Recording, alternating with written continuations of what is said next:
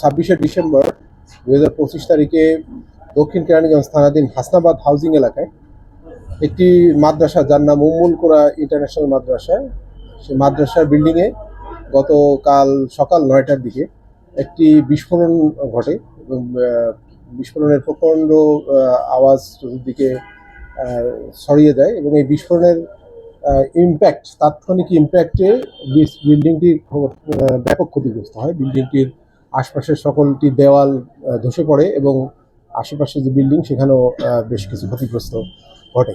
তো এরকম একটা খবরের আমরা তাৎক্ষণিক খবর পাই। খবর পাওয়ার পরপরই আমাদের অতিরিক্ত পুলিশ সুপার কেরানীগঞ্জ সার্কেল জনাব জাহাঙ্গীর হোসেনের নেতৃত্বে আমাদের দক্ষিণ কেরানীগঞ্জ থানার অফিসার ইনচার্জ এবং তার টিম তাৎক্ষণিক ঘটনাস্থল পরিদর্শন করে এবং ঘটনাস্থল পরিদর্শন করাকালীন অবস্থায় যারা দেখতে পায় সেটা হচ্ছে ওখানে বেশ কিছু রাসায়নিক দ্রব্যাদির মজুদ ছিল, রাসায়নিক ড্রাম এবং মজুদ পাওয়া যায়। এবং আরও আমরা ঘটনাস্থলটিকে যখন আমরা সুইপিং করি তখন ওখানে আরও কিছু বিস্ফোরক জাতীয় ককটেল সদৃশ বস্তুর আমরা অবস্থান নিশ্চিত করি।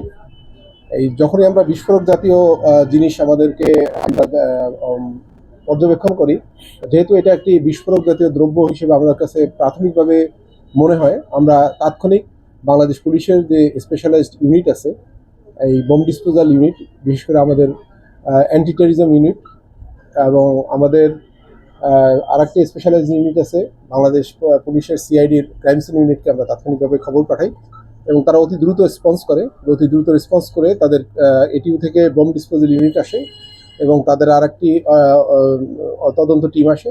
পাশাপাশি সিআইডি থেকে ক্রাইম সিন ইউনিট চলে আসে এবং তারা ঘটনাস্থলটিকে কর্ডন করে ফেলে।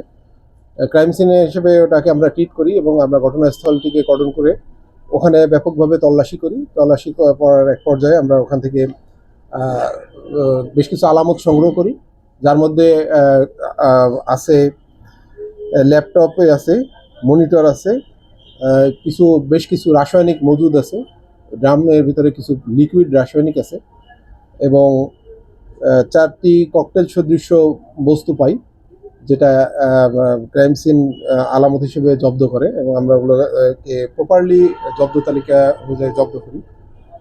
ইতিমধ্যে আমরা প্রাথমিক তদন্তে জানতে পারি যে ওই মাদ্রাসাটি, বিশেষ করে যে উম্মুল কোরা ইন্টারন্যাশনাল মাদ্রাসা, একটি বেসরকারি মাদ্রাসা। এই মাদ্রাসাটির পরিচালনার দায়িত্বে ছিলেন আমাদের নাম হচ্ছে শেখ আল আমিন এবং তার স্ত্রী আসিয়া।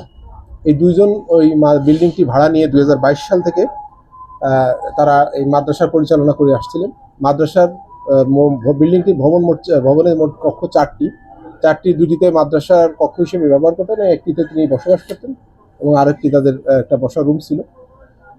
তো ওই রুমের ভেতরে এই বেশ কিছু রাসায়নিক মজুদ ছিল এবং সকালের দিকে একটা বিস্ফোরণ ঘটার পরে বেশ কিছু আহত হয়, যারা ওই বিল্ডিংয়ের বসবাসকারী বাসিন্দা ছিলেন, বিশেষ করে ওই আলামিনের স্ত্রী আসিয়া এবং তার 3টি সন্তান।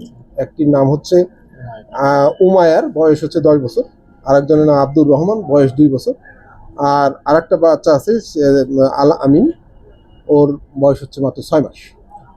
এই বিস্ফোরণে তারা আহত হওয়ার পরে এক পর্যায়ে তারা বিস্ফোরণের ঘটার সাথে সাথেই যে আমাদের সন্দেহভাজন যিনি আছেন আল আমিন, তিনি তার স্ত্রী সন্তানকে নিয়ে দ্রুত স্থানীয় আদ্দিন হাসপাতালে চিকিৎসার জন্য যান। ওখান থেকে প্রাথমিক চিকিৎসা শেষে তাকে ঢাকা মেডিকেল কলেজ হাসপাতালে রেফার করা হয় এবং সে দ্রুত ঢাকা মেডিকেল কলেজে যায় চিকিৎসা গ্রহণ করার পরে তিনি তার স্ত্রীকে এবং সন্তানকে ওখানে রেখে তিনি নির্দোষ আত্মগোপনে চলে যান। আমরা তাৎক্ষণিকভাবে পুলিশি অভিযান শুরু করি, সাথে আমাদের অতিরিক্ত পুলিশ সুপারের নেতৃত্বে আমাদের এই অভিযান কার্য পরিচালনা হয়। এই অভিযান পরিচালনা অবশ্যই আমাদের একাধিক টিম কাজ করে, এখানে ডিবির টিমও এনগেজড হয়, আমাদের ঢাকা জেলা ডিবির টিমও এনগেজড হয় এবং এক পর্যায়ে আমরা প্রথমে আমরা শেখ আল আমিনের স্ত্রী আসিয়াকে হেফাজতে নিই এবং হেফাজতে নিয়ে তাকে জিজ্ঞাসাবাদ করি এবং তার পাশাপাশি তার আরেকটি আত্মীয় আছে যিনি আসিয়ার বড় ভাই স্ত্রী, তার নাম হচ্ছে ইয়াসমিন আক্তার। আমরা তাকেও হেফাজতে নিই, জিজ্ঞাসাবাদের জন্য হেফাজতে নিই এবং তাদেরকে আমরা ব্যাপকভাবে জিজ্ঞাসাবাদ করি। বাই দিস টাইম তার যে আহত সন্তান, এই সন্তান বড় উমায়ার, ও ও ওকে আমরা উদ্ধার করে আমরা তাকেও এনে জিজ্ঞাসাবাদ করে তাকে আমরা চিকিৎসার জন্য এখন বর্তমানে তিনি একটি হাসপাতালে চিকিৎসাধীন আছে। তো জিজ্ঞাসাবাদের এক পর্যায়ে তাদের তথ্য মতে আমরা ঢাকার বাসাবো থেকে 27 ডিসেম্বর গভীর রাত্রে, মানে গতকাল দিবাগত রাত্রে আমরা আসমানি খাতুন নামে একজন মহিলাকে গ্রেপ্তার করি। আর এবং তাকেও আমরা এনে হেফাজতে নিচ্ছি এবং এখন আমাদের মোটামুটি হেফাজতে 3 জন আছেন, যার একজন হচ্ছে আসিয়ার বড় বোনের বড় ভাইয়ের স্ত্রী আছে ইয়াসমিন আক্তার এবং আরেকজন আছে আসমানি খাতুন।